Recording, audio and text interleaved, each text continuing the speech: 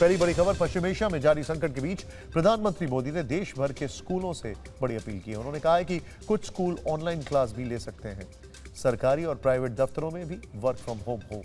पश्चिम बंगाल के मुख्य निर्वाचन अधिकारी मनोज अग्रवाल को बंगाल का नया मुख्य सचिव नियुक्त किया गया है। वो पश्चिम बंगाल कैडर के 1990 बैच के आईएएस अधिकारी हैं। इस नियुक्ति पर टीएमसी सांसद सागरिका घोष ने कटाक्ष किया। सोशल मीडिया पर लिखा, सो कॉल न्यूट्रल एम्पायर को बंगाल में टॉप ब्यूरोक्रेट का इनाम मिला है। क्या कोई भरोसा करेगा कि राज्य में निष्पक्ष चुनाव हुआ है?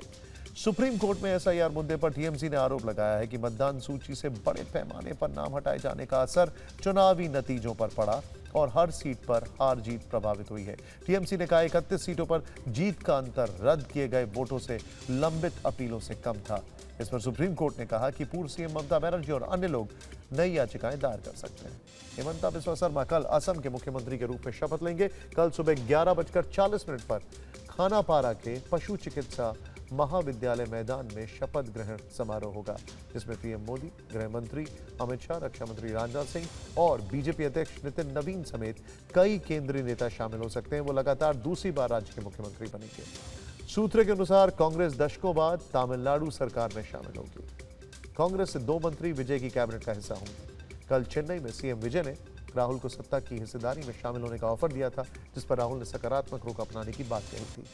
ईडी की गिरफ्त में आए पंजाब के कैबिनेट मंत्री संजीव अरोड़ा के विभाग अन्य मंत्री को बांट दिए गए।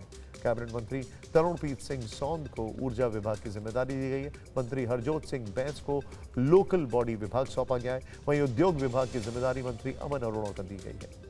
रेलवे ने फरवरी अंत तक अपने बजट का 98% खर्च किया है।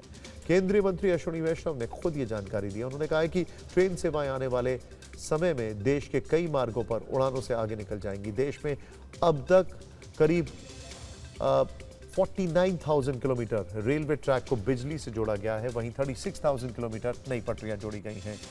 ईरान युद्ध से तेल कीमतों में बढ़ोतरी और आर्थिक गति के कमजोर पड़ने के कारण चालू वित्त वर्ष में भारत की आर्थिक वृद्धि दर घटकर 6.7% रहने का अनुमान है। यह पिछले वर्ष 7.7% थी। फिच समूह की इकाई बीएमआई ने यह दावा किया। भारतीय वायुसेना पाकिस्तान सीमा पर स्वदेशी तेजस MK-1A लड़ाकू विमान तैनात करने जा रही है। राजस्थान के नाल और फालौदी एयरबेस पर इनकी तैनाती पुराने MiG-21 की जगह लेगी। इससे पश्चिम मोर्चे पर त्वरित प्रतिक्रिया और लगातार ऑपरेशन की क्षमता बढ़ेगी।